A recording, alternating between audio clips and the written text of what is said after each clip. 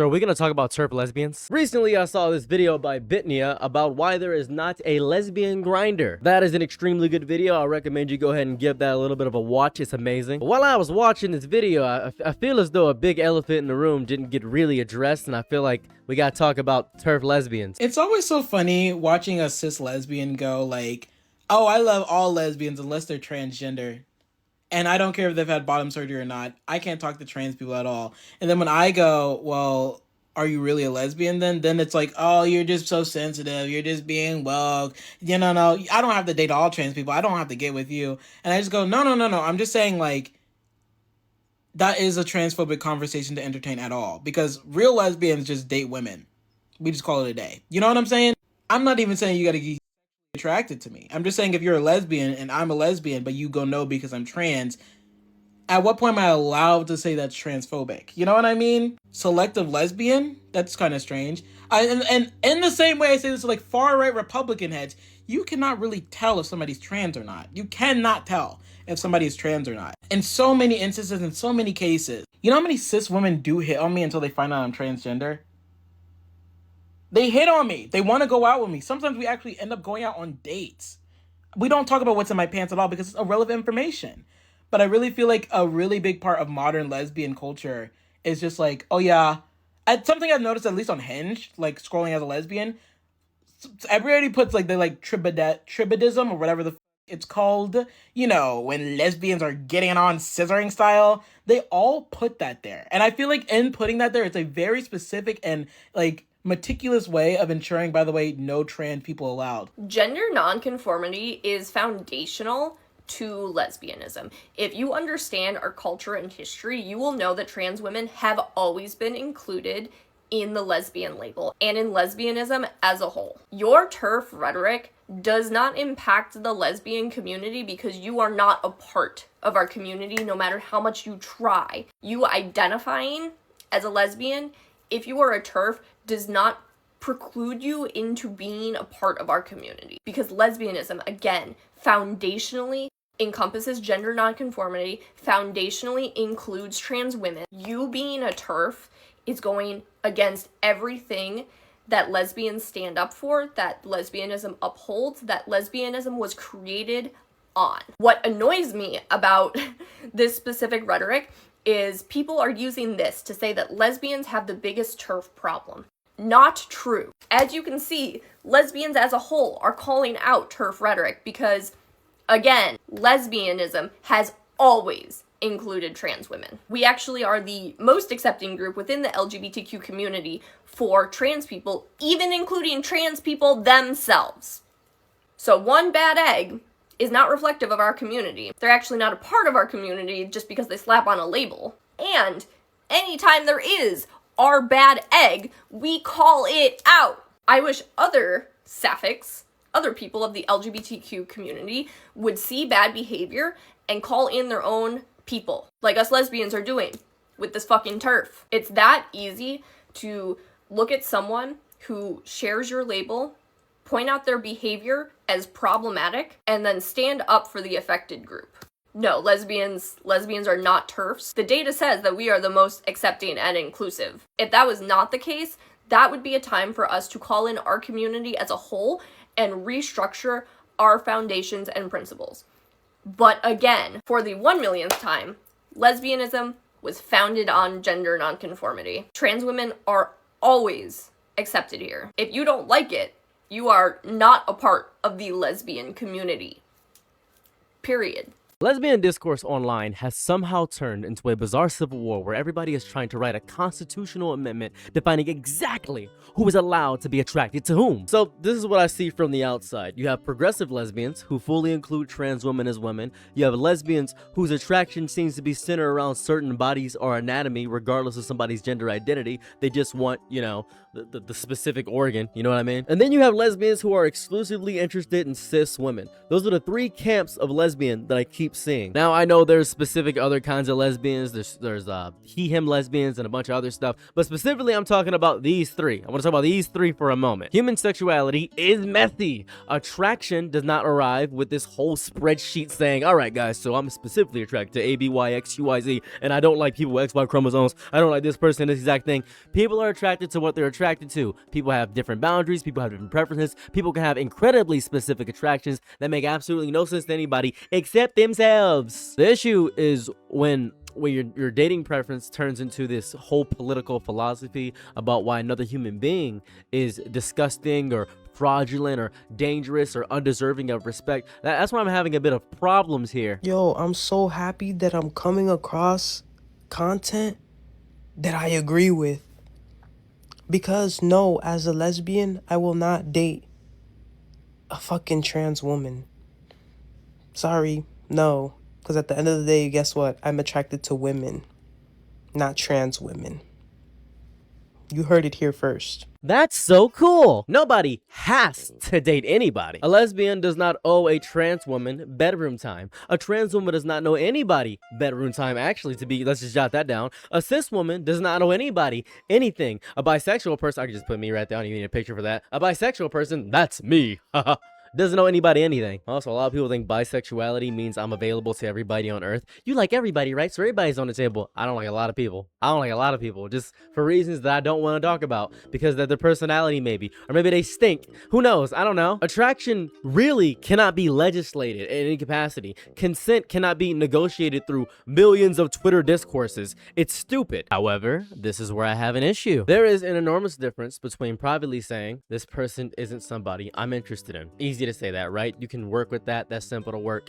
And then if you construct a 14 tweet manifesto explaining which body parts made you reject them, have you considered just not telling people why you wouldn't date them? Have you considered that possibility? No, seriously, you can just say no. You can simply not match. You can simply continue walking. Nobody needs to receive the forensic autopsy of why you personally do not find this person, oh, I don't find you compatible with me sexually. You don't have to explain that. You just don't have to. Ah, man, I'd never date a trans man because of this reason. I'd never date a trans woman because of this. Oh, I'd never. No one cares. Like, you don't have to explain that. I think Grindr is an interesting example of how weird identity and dating spaces have become. Grindr historically grew out of gay and bisexual male hookup culture. That's the entirety of it. But over time, its user base and branding expanded to include a broader queer and trans community. That means you can now have people on the same app for completely different reasons. That's the entire reasoning of the app. One person thinks Grindr means anonymous hookup at 1:37 in the morning and cheating on their family. Another person is looking for queer friends. Another person is trans and simply discovered that Grindr is the largest concentration of people who are comfortable dating trans people, or at least hooking up with trans people, because they're very repressed sexually and they need to go on Grindr and actually get that sexual frustration out, and they don't feel safe in other spaces because a lot of people don't actually date trans women or trans men because, oh, I'm a gay man but I don't like trans men, or I'm a woman who doesn't date trans women. And that's just stupid. It's a very stupid mindset, because trans women are women and trans men are men. If you're new to the channel, there goes my thought process. That's my beliefs. However, human beings can go where they actually meet other human beings and not actually explain why they won't date the other human beings. You know what I mean? In order to fully talk about this topic, I gotta talk about trans feminists too. Hey, remember 3 months ago when everybody started calling that content creator Paris a TERF for literally no reason? They were calling her a TERF just because she didn't make content exclusively about trans women, or she never mentioned them in her feminist content. Yeah, I don't take that term seriously because I know that so many people just throw it around randomly. And I also have a lesbian family member that was on a lesbian dating app, and people were giving her because she was refusing to match with trans women. And she was like, hey, I'm a lesbian. I'm not attracted to trans women. Which is another conversation that bleeds into the whole bisexual men conversation too. Like straight women not really wanting to date bisexual men and calling them biphobic for not wanting to do that. My family member being a lesbian and not wanting to date trans women because she doesn't date trans people, she's a lesbian, is why I don't take the term TERF seriously.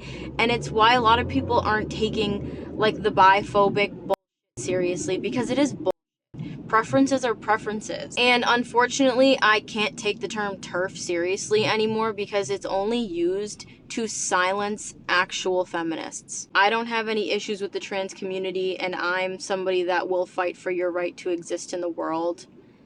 But if you're saying some bullshit and calling women fish and like doing all this dumb shit and saying that you're more of a woman than I am, then I don't want to have anything to do with that. Like, I don't want to include you in my feminist content because you're always doing some bullshit.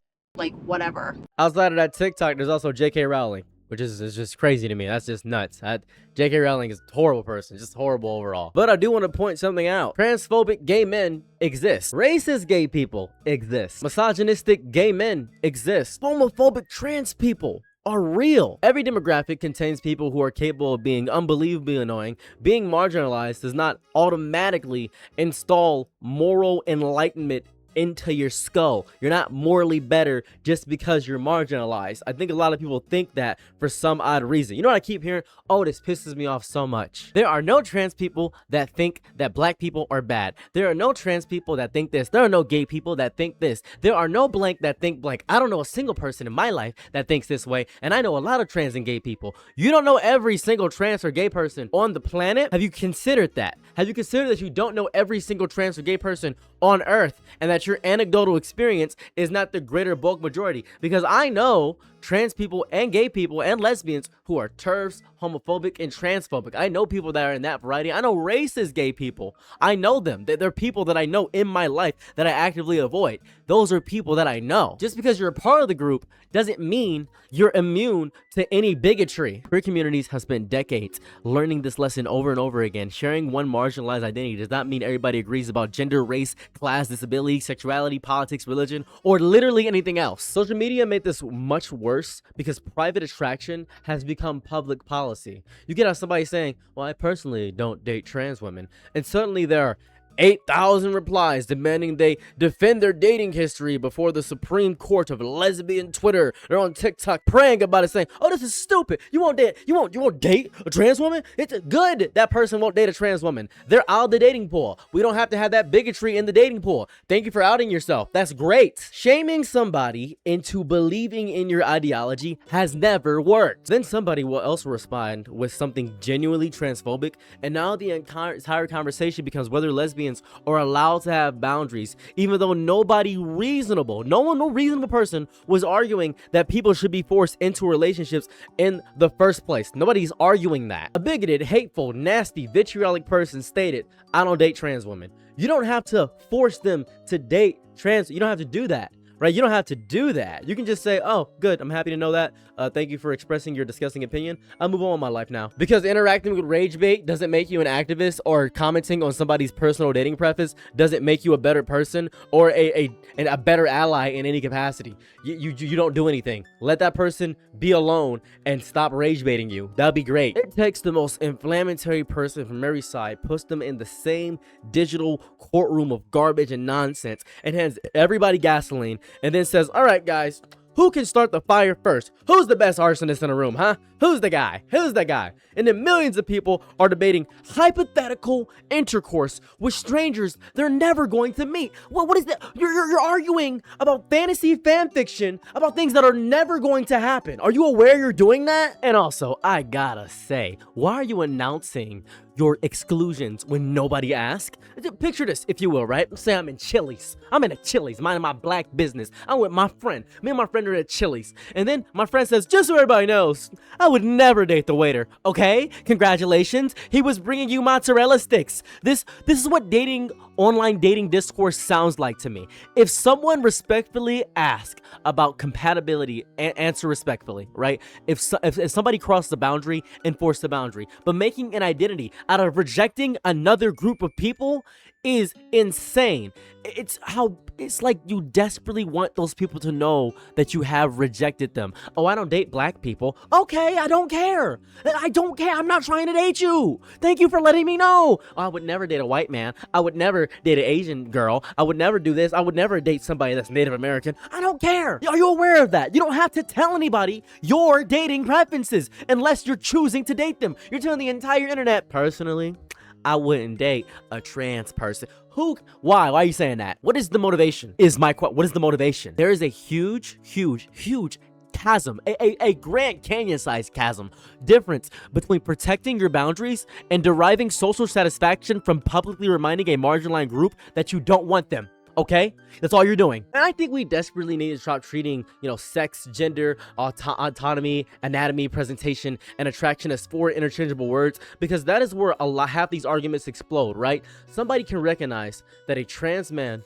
is a man while still having complicated feelings about what bodies they are attracted to. Somebody can recognize a trans woman as a woman and still not personally experience attraction toward her. Somebody can date a cis woman, trans woman, and non-binary people while still calling themselves a lesbian, right? Because human identity developed before some random goop on Reddit, I'm talking to you Reddit for one reason, invented the orientation flowchart. These conversations require so much nuance because everybody has their own preferences about who they would and wouldn't date. The internet is structurally allergic to nuance in any capacity. Everyone wants a universal rule where there probably isn't one.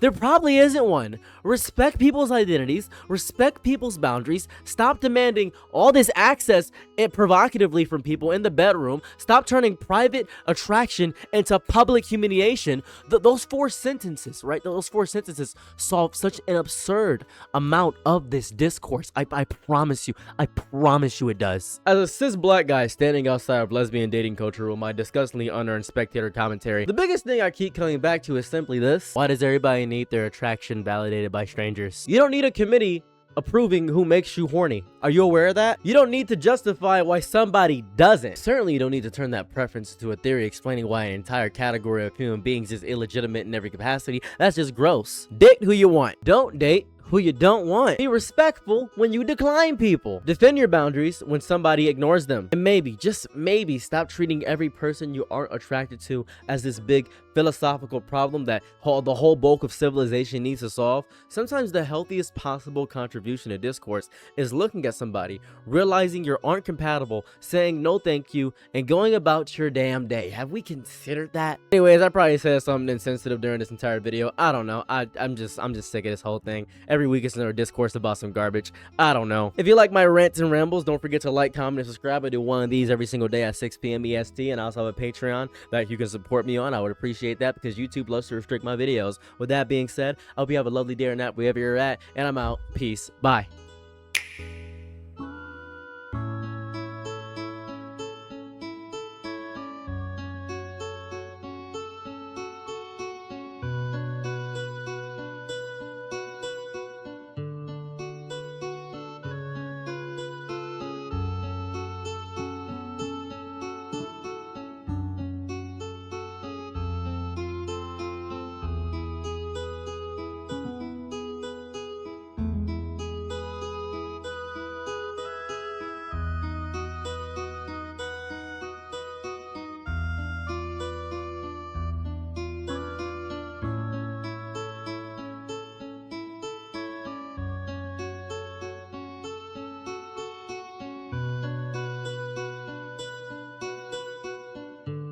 I'm your nigga night, be my lover, please low. Ooh, happy to try what you need. Your world, I love to live in it. Ooh, I love the ride.